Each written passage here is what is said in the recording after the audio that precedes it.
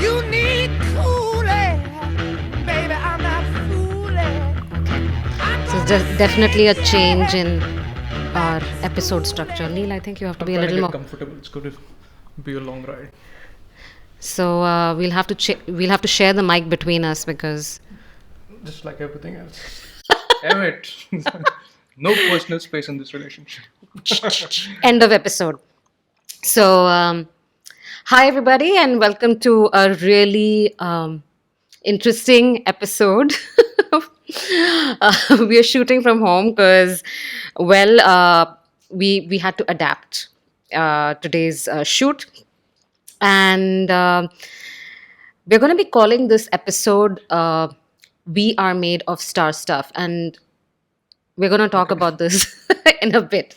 But let me first introduce you to this episode of Freebird by introducing you to the man I'm married to.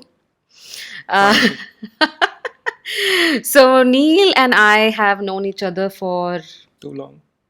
19 years or so, and I think why I wanted to shoot Freebird with Neil was because a lot of what I've learned through life in terms of positive attitude, keeping a resilient spirit, etc., have all actually happened through my time with Neil, and I'm very very grateful for that. And I think that as we are all spending a lot more time at home, it's very relevant for us to have these conversations with the people that we're with. And so uh, I wanted to first, Neil, ask you a few questions, but we all know that you're a triathlete and you love exercising and you've been doing all kinds of interesting sporting events and you love training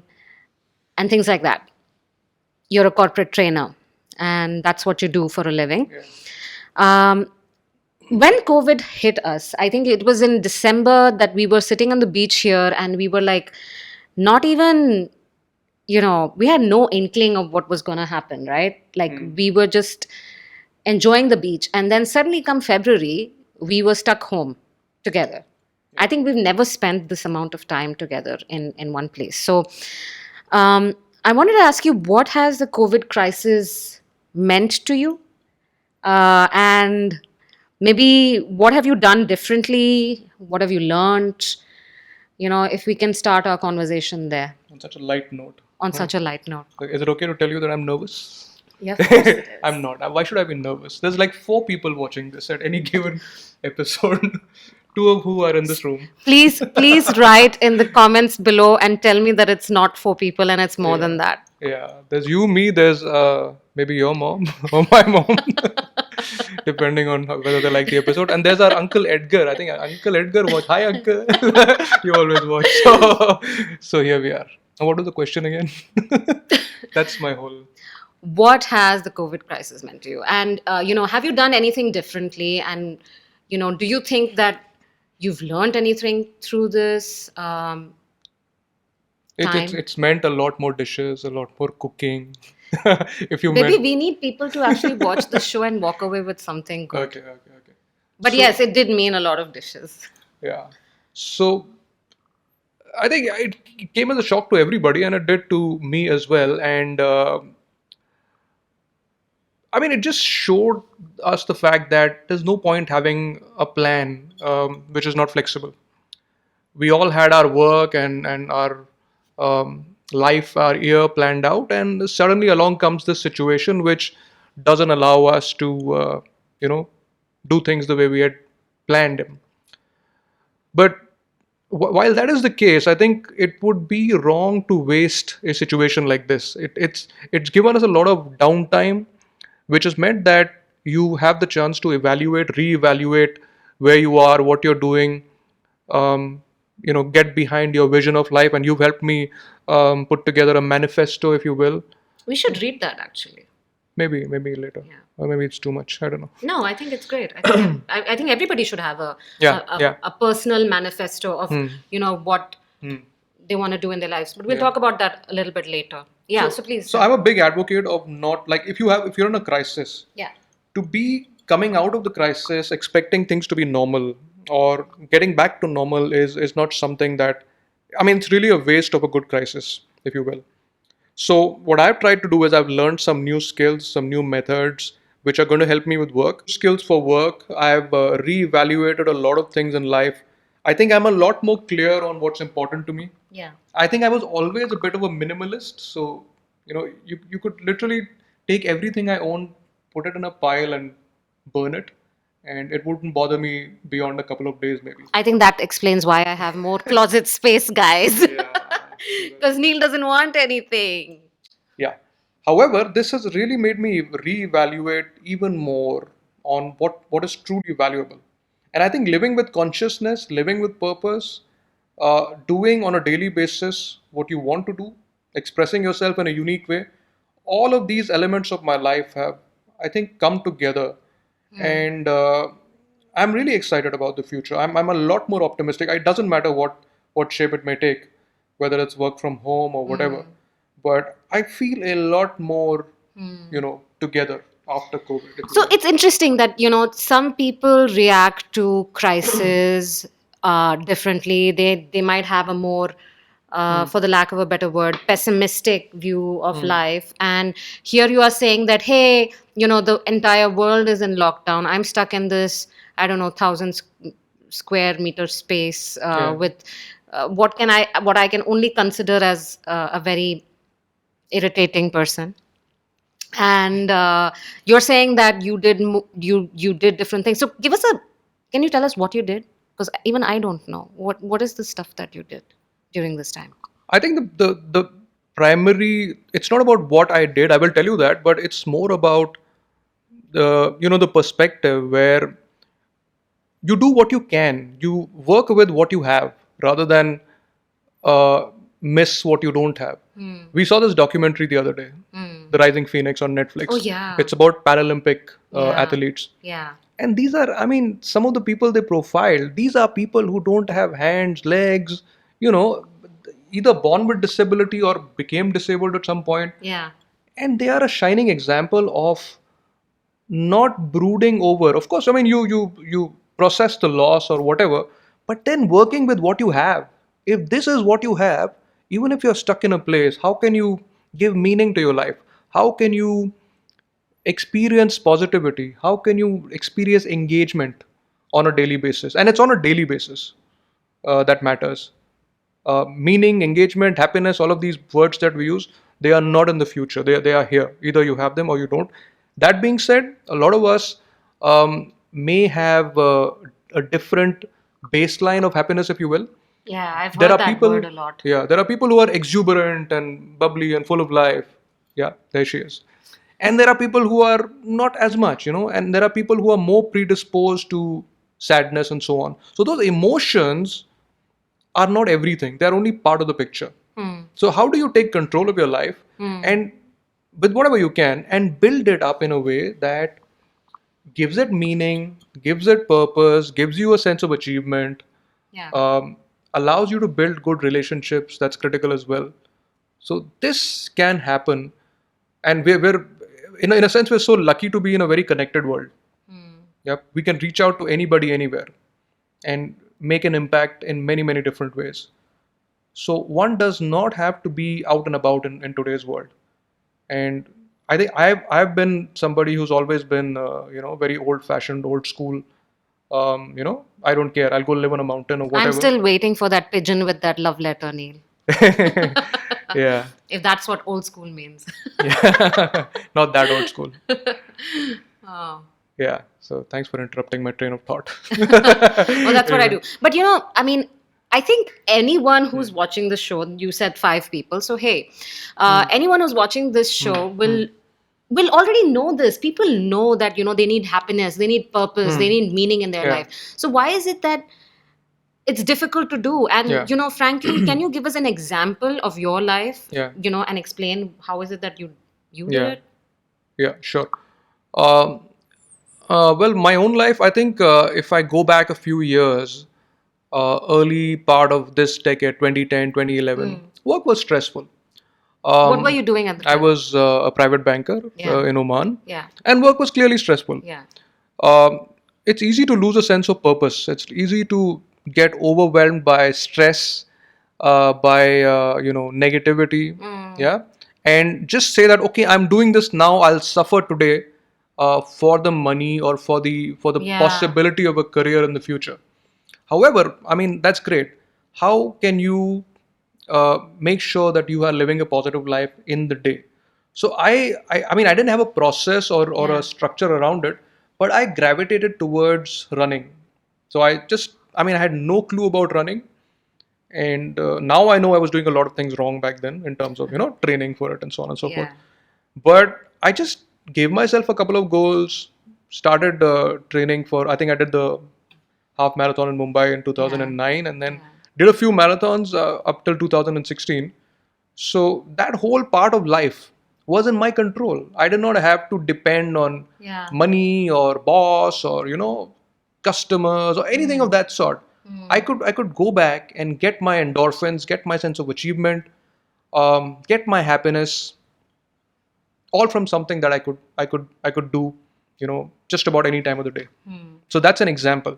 Now, in general, what I see happening, how does this apply to the general world? Now, if you look at, if I ask any parent, what do you want from your child? They would, for your child rather, they would inevitably say happiness, fulfillment, confidence, self-esteem, achievement, whatever, any of those set of adjectives. And but if you look at what they learn in school and home, what do they learn? They learn ABCD. Yeah, they learn language and math, and not that. Re, mi. Yeah, I wish there was more of do re mi though. Yeah. So they learn decision making and stuff like that, Yeah. which is great, which is important, but it doesn't teach you how to live, and which is why people are knocked off their feet typically in a crisis because they just don't have the skills. Absolutely. Yeah. Absolutely. I think life skills is something, I don't know if it can be actually taught as a subject, but it's something that, we don't even know how to manage our own emotions. Like, let's take something simple as Yeah. managing, volatile, difficult emotions. Yeah. We don't even have the toolkit or life skills to manage that. So, yeah, I mean, in that sense, education today is so much more cerebral and not, exactly what we probably need to live well Yeah, in that yeah. sense. Well, emotions are also in the brain, so even that can be cerebral technically. Oh. However, and of course it can be learned. Yeah. All of this learning to deal with failure, Yeah. learning to deal with rejection, negative emotion, all of that can be learned, and these are the skills that really make the difference between success and failure. So, Yeah. I mean, I want to ask you a question now, if you don't mind, Sneh. Oops. Yeah? Okay, sure. So, in the last few years, between 2016 and now, Yeah. I see two different versions of you. Yeah. So either you tell me what you've done to my wife, or where is she and what have you done to her, or I mean, share with us what is different between Sneh 2016 and Sneh 2020, because we're always learning and growing. If you are the same person, that's a big disaster in itself. Wow, okay. So what's different, and tell us your experience. So the horns that were on top of my head, I got them surgically removed. That's what's majorly missing. No, it's a good question. It's a good question, and I think I actually consider myself quite lucky because the COVID crisis hit at a time where I had already spent a few years, rebuilding what I considered could be a better, more in tune, more harmonious version of myself. So just to kind of take it back a little bit in terms of time, and you've obviously been a great pillar of strength for me, through this time. So 2016, pretty much had a complete burnout and, found myself crumpled, in terms of where my life was headed and what I needed to do to be healthy, to be productive, to be of value. And At the time, it came as a really rude shock, and it was something that was hard for me.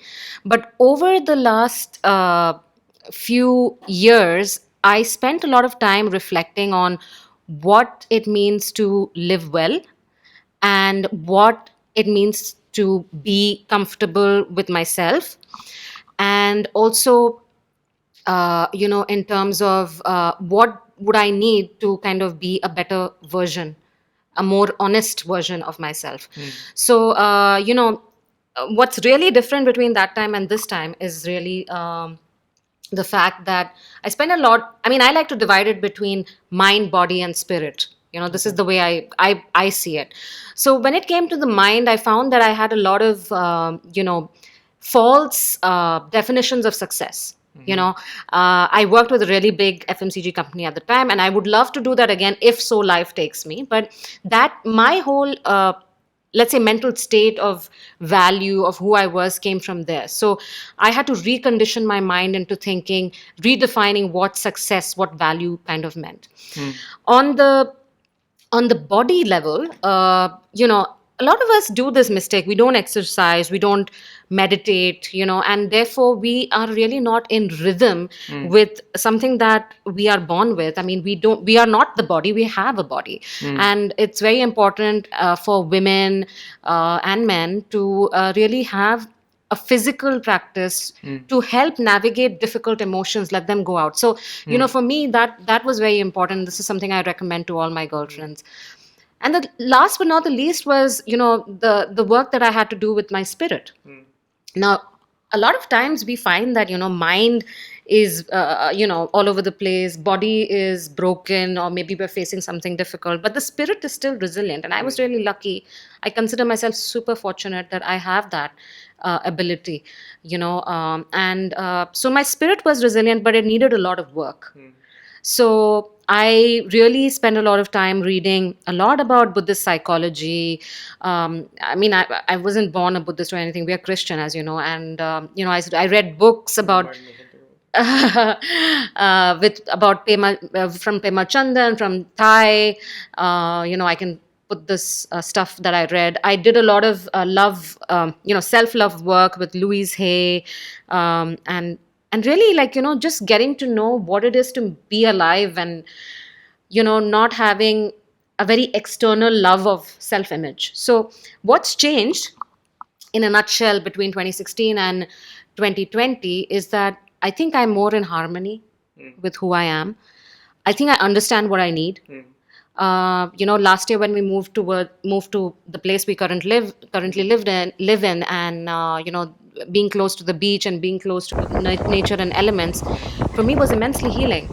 So the more I live now, I realize what is my true identity, and from there, and knowing what can nourish me actually helps me help others.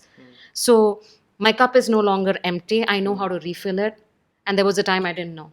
So that's a long-winded way of answering your question, but that's what's really different. Well, like mind, body, and spirit. These are the three things you had to work on. Yeah. And they've resulted in a more balanced version of you. Yes. But does this kind of work, does this kind of course correction, if you will, does that need you to stop doing what you're doing and take some time, you had time. Yeah. But for an average person out there who has to go to work and provide and live in the real world, is it possible to, well, in a sense, live in balance and harmony, and to find maybe a new path?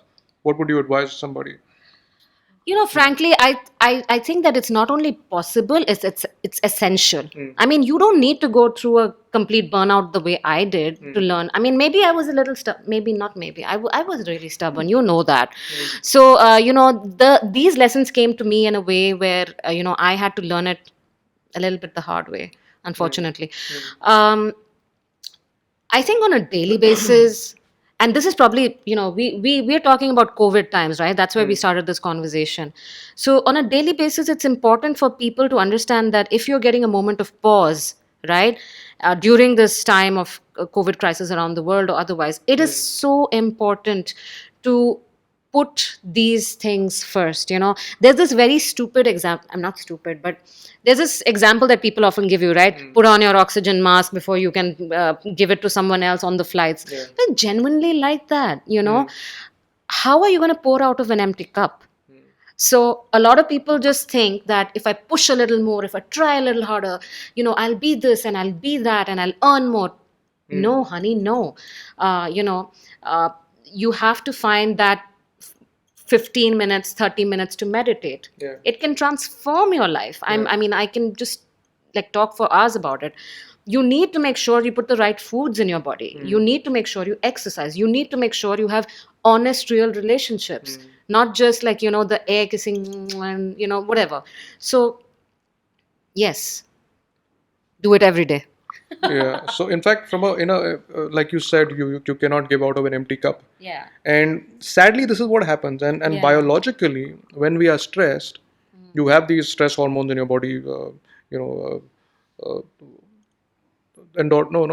What's the stress hormone called? Cortisol. Cortisol, and there's the other one, adrenaline, is it? Adrenaline is what gets you moving. Yeah. Yeah, but So, cortisol is basically the it's physical stress. You're wound Yeah, up and all of that. exactly. So when that happens, that also inhibits oxytocin. yes. Oxytocin is like the love and the cuddle hormone or whatever, where Yes. you do something for somebody else. Yes. So when that happens, when you're stressed and you're high on the stress hormones, your cup is actually empty. You cannot give from a biological perspective. You cannot give. Yeah. You're more in survival mode, Yeah. and therefore you're it's all about you, and that's what we see in the world. So the antidote may be to break the cycle somewhere, and start giving a little bit. Experience that dose of oxytocin, if you will, by a minor act of kindness, by helping somebody at work, or anybody that you come across, and that could help people to start a virtuous cycle, if you will.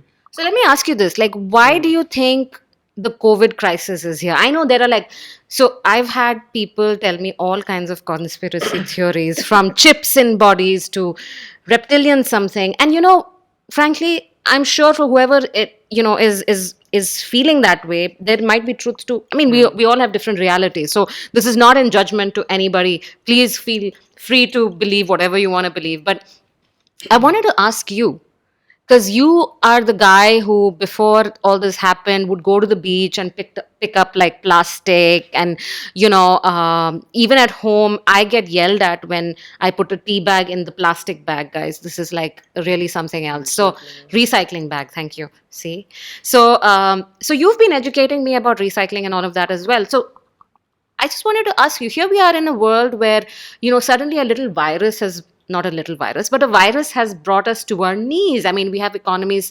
flailing. We have, people like completely falling apart. Businesses having gone out of action, right?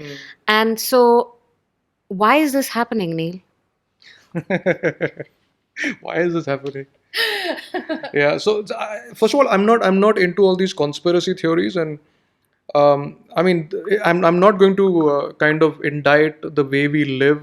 It's easy to say that our civilization is off the rails, and it is. Yeah. But even 100 years back, we had this Spanish flu, and that was far more deadly. And we've had plenty of these outbreaks, virus, bacteria. Climate change is also. I mean, we talk about it right now in the context of humans inducing it, and that's Yeah. true. But it's not like climate change hasn't happened in the past. It has. So the Earth is a volatile planet. Changes happen, and shit happens in a sense. That being said, now in terms of evolution, historically we are in an era of very stable climate for the last 12,000 years, probably more. Okay. The climate of the Earth has reached an equilibrium, if you will, and which is ideal for our existence as human beings. We're right in a sweet spot. So if and our actions on the flip side are capable and are in fact damaging the balance and throwing the planet off balance by in a sense messing with nature in a big way. So we are in a sense responsible for it, and I think the reason why what we can do differently is live a little bit more in harmony. we are in a world where if you look at all these economic jargon and business jargon, it is about competing. Yeah, literally, the word competition is seen as a fact of life. And I just heard the other day that the word competition comes from a Latin word, I think compere or something like that, which really means co-creating or working together rather Is than, that for real? yeah, Okay. you can Google it. Or I'll share it with you. I'll share it with you. Okay. So we have it wrong. Our basic paradigm is of taking from the planet, from each other, and there is no end to it.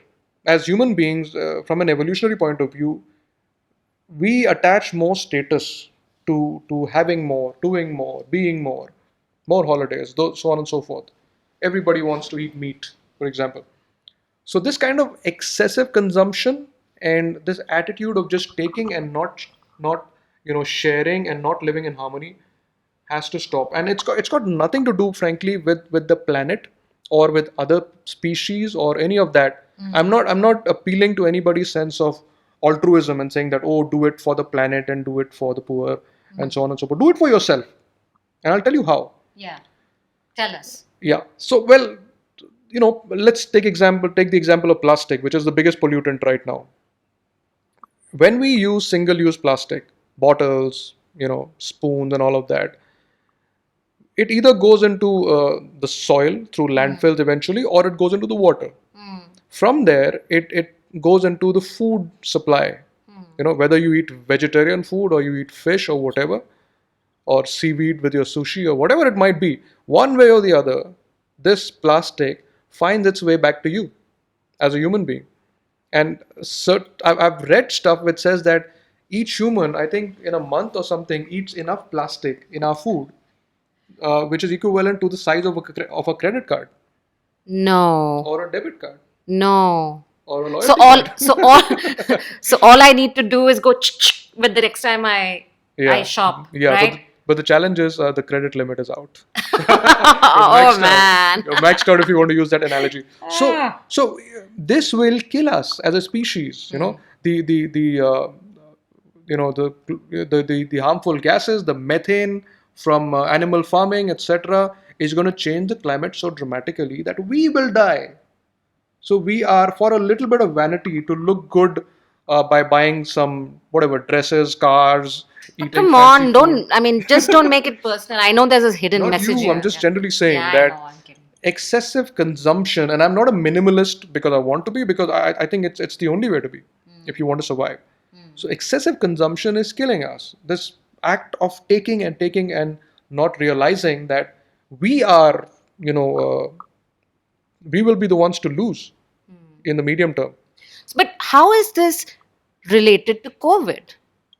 Well, COVID happens, or a new virus come into the system when we get into the natural environments, whatever little bit is remaining of them in the forests, Yeah. and stuff like that. So literally, I've seen documentaries which say that the most likely place for an outbreak is the area closest to a forest which has just been cleared up for some farming, and Yeah. farming for stuff like palm oil, farming for stuff like fodder for animal farming, Yeah. all that kind of stuff. So again, it all comes back to our own consumption. We're having too much of everything, and we're pushing nature into a corner. There are so many different organisms, virus, whatever, out there, and we just don't give them.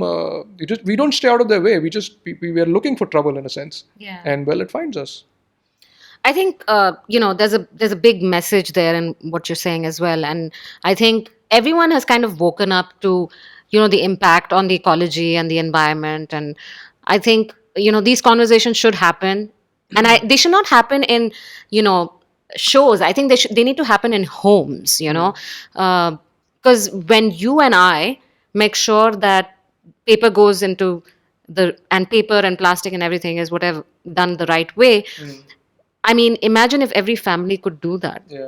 I mean, we're already trying to set into motion something that is very important. So I'm glad that you got me into I think recycling. it's happening. I can see a Yeah. lot more kids today aware Yeah. of plastic, aware of where it goes. Yeah. Uh, and the fact that it is harming. Well, they talk about the environment, but like I said, it's far closer to home. It harms you. Yeah. So I think things. I'm very optimistic that in a short time, our species is very adaptable, very dynamic. Look at 100 years back. Yeah. We were all in farms and whatever. And look at life today. We've completely changed the way we live. So we're quite capable of changing. Yeah. So I think it'll happen. I think so too. And, I know that you have a deep interest in astronomy and stuff like that. And a lot of your work as a coach comes from that. Your training work, everything is kind of related to a lot of work, understanding of the environment and, things in outer space. And one of the things that I once read you write, in fact, in your own personal manifesto, which I'd probably put it up later, is you say that we are made of star stuff. Wasn't me. It was Carl Sagan. Oops. Okay. I'd love to take Do credit. better research, Sneh. Yeah. Yeah. So, as we kind of move on in life and look at things that can make us better, right? I think this whole feeling of being connected to something larger, like some of us do that through religion and what God means to us in our lives. Some of us do that through nature. Some of us do that through relationships. So I wanted to, maybe if you could speak a little more to what is behind that thought that we are made of star stuff, and how can this thought actually enable us in a time like we are right now looking at as human beings to inspire us and make us believe that there is hope. Yeah. Okay. So first up, it's not. I'm not an expert. I don't delve deep into astrophysics, and it's astrophysics, not astronomy. Astronomy Thanks, was, Neil. like the old Copernicus or whatever, looking at out of his telescope or whatever he had back then. So anyway, it's astrophysics. It's beautiful. I'm indebted to people like Carl Sagan and Neil deGrasse Tyson, astrophysicists who've kind of taken a science and made it so relevant in our lives. They talk about stars. They talk about what the stars are made of. For example, you are made of star stuff. What does that really mean? I mean, it's a very inspiring kind of a statement. At one level, what it means literally is that what are stars made of? They're made of chiefly hydrogen, nitrogen, helium. Carbon is pretty much yeah. So there you go. Carbon, hydrogen, nitrogen, helium are the four top elements that you would find, and then there are others. There's like the entire periodic table. They're all there. What are we made of? What are human beings made of? Water. Which is what? Which is hydrogen and oxygen. Yeah. So it's part of those same two elements. Yeah. So we are literally, our mix of elements is no different than the stars out there. Which means what?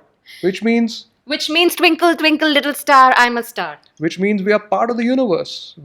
Another beautiful thing Carl Sagan says, that we are a piece of the universe looking back at it. Man, I love that. I love that. Yeah. We are a way for the universe to know itself. It's given us intelligence, so we can actually, like, we're a piece of the universe looking back at the universe and admiring it, and I love that thought. Yeah. So I mean, to me, it underscores the interconnectedness of everything. So how can I take from somebody? How can I hurt somebody or harm somebody in the name of competition and be unaffected by it? You can't be. Which is why life is a boomerang. It just has to come around. That's me, by the way. Life is a boomerang. Yeah. Okay, I'll quote you on that one. I don't know. Maybe somebody else said it first. Oh man. Somebody from Australia, Aboriginals, whatever. So I mean, this is what you put out is going to come back to you. You are made of the same stuff. At another level, at an inspirational level, what it says to me is that we have unlimited potential as human beings.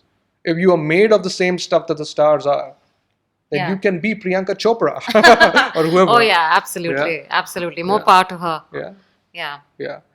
It also speaks to me of allowing the ego to disappear. Our challenges today are at one level all driven by ego. Why do I want more? Why do I want to be the greatest and whatever? And why do I want a big house, a big, or whatever, 100 cars, 100 million, whatever? because I see myself as separate from others, separate from the environment, and of course separate from the universe. So this sense of separation is what we call ego, and the ego drives us to think of ourselves and not of anybody else.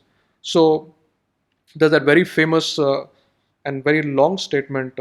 I think this bit, we are made of star stuff, does it come at the end of it? I'm not so sure, but you should put that up. Okay. A really long statement where what happened was that the Voyager probe, which was sent out from the US to go into the universe and sent us pictures and all of that.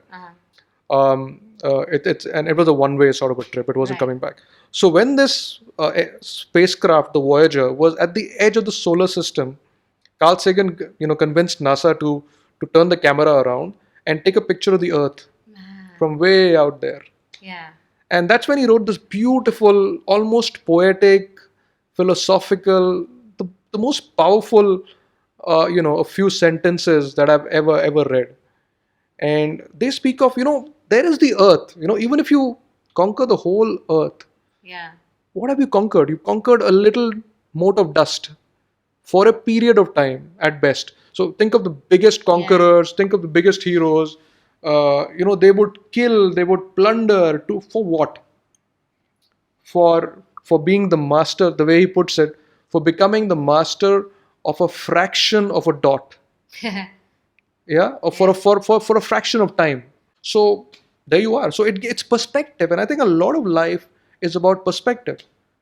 It's about, and that it takes the ego away. It also takes away this stress, this expectation of being something, being somebody.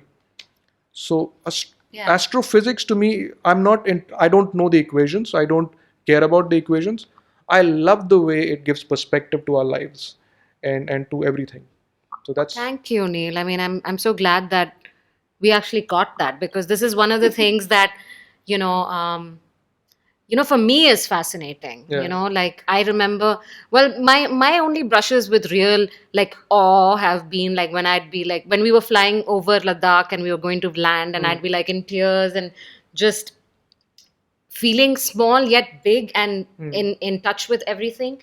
So I think it's very important to understand this more at a very deeper spiritual level, because when we truly understand it, I sincerely do believe that our outlook towards the planet, towards our fellow human beings, towards our relationships are going to be a lot more compassionate.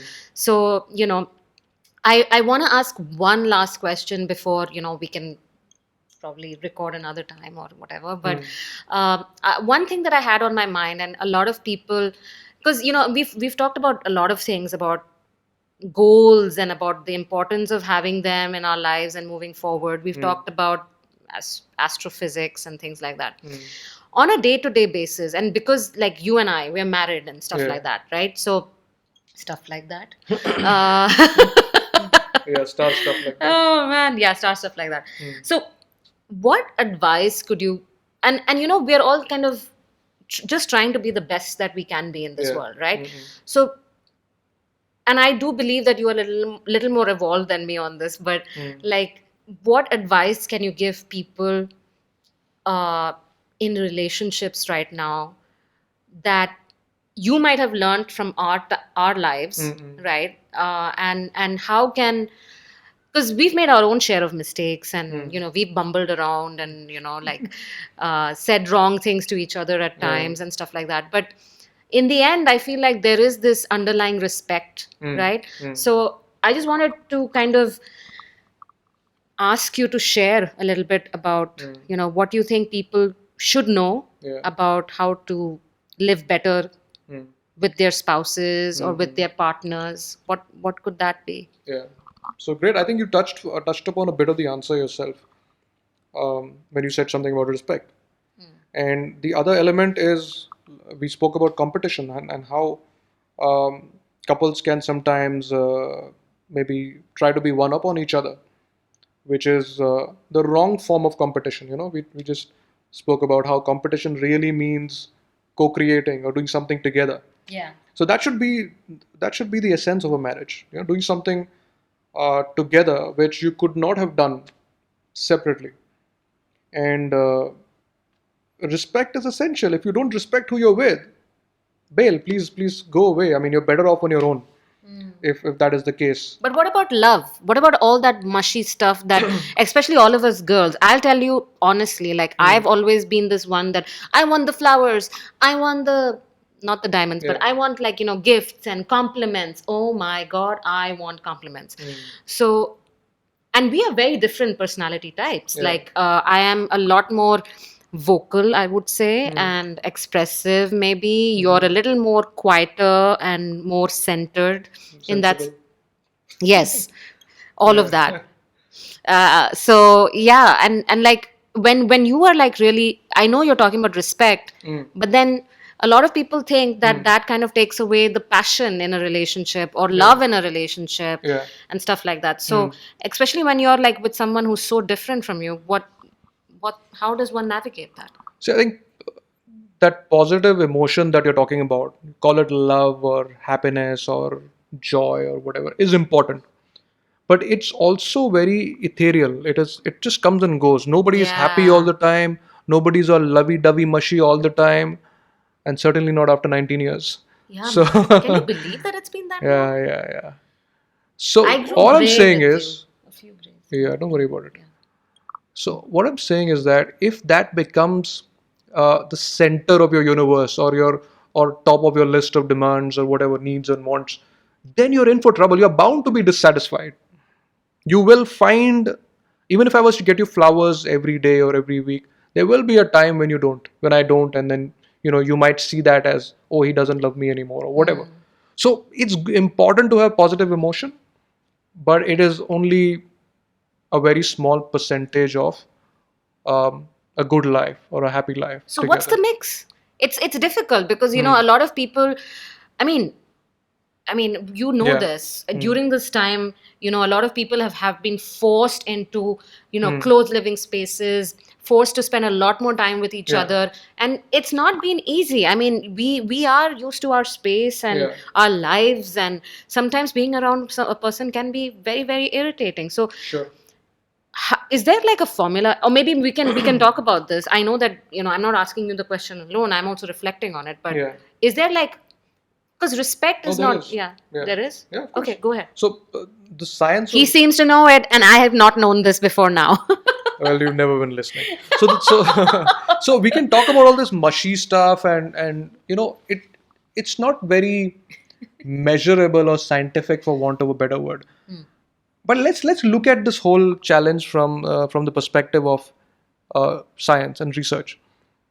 So the science of psychology or positive psychology says that each human being has strengths, and there's a survey, we can put a link to it. Take a survey, figure out what are your strengths as a human being. Yeah. Also get your partner to take the survey and figure out what are his strengths. And these could be things like Gratitude. self-discipline, Yeah. gratitude, leadership, whatever it Creativity. is, creativity, and Yeah. there's an entire list of 24. So each human being has all these strengths in varying proportions. Yeah. So figure out what is your top strengths, your top 4 or 5 strengths through the survey. Figure out what are your spouse's top 4 or 5 strengths. What this will do is, it will give you an appreciation of how you are different, and what are the strengths that your partner has that you don't have, which could add to your life. B, you could consciously, for example, one of the strengths is an appreciation for beauty and excellence. Yeah, You we know? both had that. We both Pretty have high that. that. So there you Pretty go. high. So if we both have the same strength, we can use that in our common pursuits. We both like going to the beach. We both like whatever, some different. You don't sit on the sand with me. You Yeah, say yeah. that the sand gets into your shoes, and that really like. Yeah. But So anyway, bickering apart, you can literally sync up your strengths Yeah. with your spouse, and also appreciate the differences.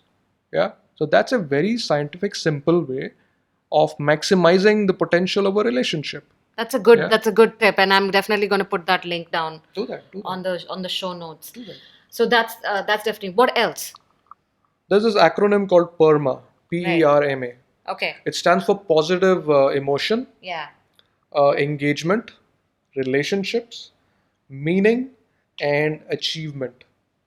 Yeah, and this is what makes a good life. Yeah. So if you're caught up only in positive emotion, I want to watch a lot of TV and have a lot of ice cream and potato chips and so on. That is a very lopsided way of living. It doesn't. I mean, it's great, but we need the rest of it as well. Yeah. You need engagement. What is engagement? Engagement is getting lost in what you do.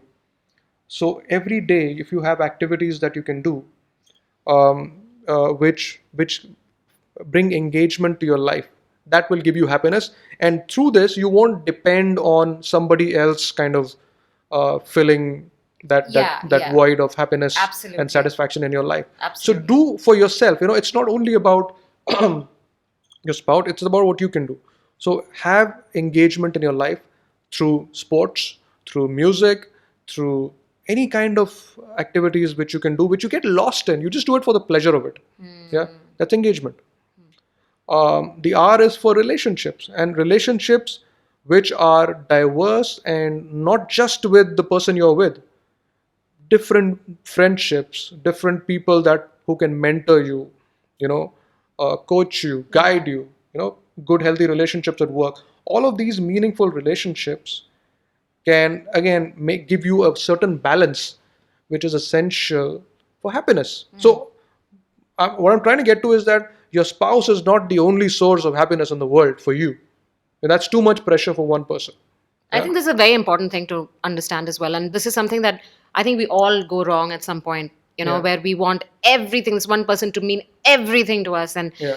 I mean, I've taken my own time getting around to understanding that. But yeah, I mean, that's why you have sisterhoods, and that's why you have, your other boyfriends who kind of would probably give you a male perspective on something and things like that. So I think it's important to really have that net, Yeah. yeah. And then, so we've done PER, yeah. positive emotion. By all means, you need to enjoy yourself. Engagement, relationships, and the fourth one is meaning. Meaning means whatever I do in life, it should connect to a bigger purpose, which is bigger than me and my own gain Yeah. and my bank balance and so on and so forth, or my family for that matter. Yeah. So if a person who has meaning in his life, who's working for not just a paycheck, not just a career, but for a calling, he is bound to be more happy, and he's bound to bring that happiness home, and therefore place less demands on his spouse. Quite true. Yeah. I can see what you're getting to again and again. I basically go and play somewhere else, ne? Yeah. Okay. What's number 5? A. Achievement. Achievement, Yeah. So yeah. we are all, we want goals. We want to achieve. We want to get somewhere in life. And this is true even if you are a CEO today or you're on the top of your game. Yeah. We have this inbuilt mechanism that makes us as human beings want to up our game and achieve something more than what we already have, and that's a good thing. Yep. So use that in a positive way. Give yourself goals, in different areas of life. And goals does not have to be winning a gold medal in a race that's not even happening now. It could be a performance goal. We look at goals in terms of outcomes. Yeah, you might give yourself a performance goal that I want to be able to swim at a certain speed. Yeah, or I want to maybe run 100 kilometers this month, or whatever it is, whatever Yeah. it means to you. Yeah, and then there are other kinds of goals which are called process goals. I want to learn to dance, in a certain form of dance, for example. Yeah. Yeah, Yeah. one that needs a left and a right foot, not two left feet like me. Yeah. Yeah. So you get into the process and you find engagement. Going back to the E, and that gives you a sense of fulfillment and joy and all of that, which makes you value yourself better. So PERMA is an acronym which can guide us to be more balanced, be more conscious, be more responsible, and be a better asset to humanity, if you will. I love it. I Thank love you very it. much. Thank you, Neil, for giving structure to that, because that's a difficult conversation to have. Like what to expect in a relationship, and I mean, by any means, it's never entirely easy, but it's a process. You kind of, as long as, the only thing that I'd like to add to that is that as long as you're growing together and you're evolving together and you're supporting each other in each other's growth, I think that is so essential, because like you said, the mushiness may fade away and everything else might come and go, but the fact that you're in this journey called life together, to just be there and stand witness to each other's journey, and also kind of contribute to each other's journey in whatever way you can. I think that's probably one of the reasons why we've been able to have a really, I would say, respectful and more often than not balanced relationship. So So hey, I have a question for you now. Okay. Probably the last one. I don't know. All right. So if you imagine that you are coaching yourself, the Sneh of the future, Yeah.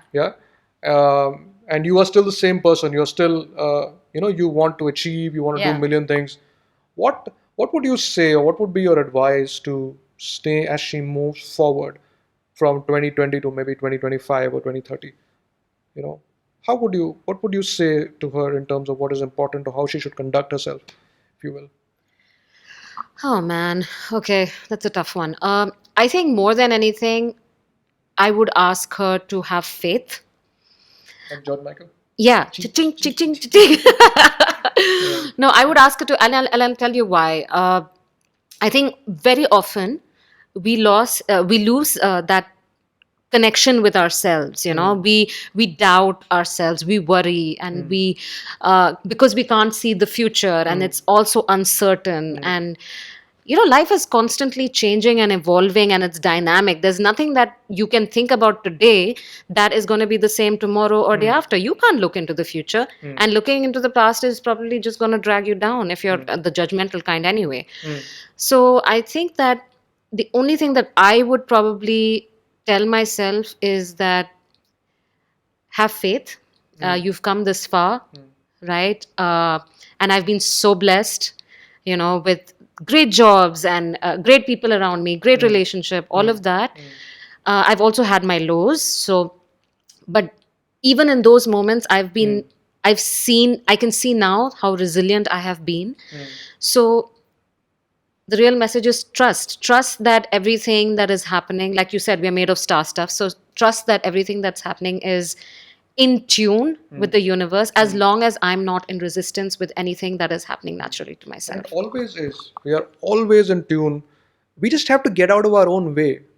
Our everything works on its own. We are on a planet that is hurtling through space at thousands of kilometers per hour. And it's perfectly in balance and harmony. Our bodies are made of trillions of cells, which work perfectly without our thinking about it. We breathe, we oxygenate every cell, our hearts beat. Life goes on beautifully if we just, don't get in its way, in a sense. So we have to trust. That's a good one. And what about you? What about me? The same question. What question? What would Neil of 2020 say to Neil of 2025 or whatever?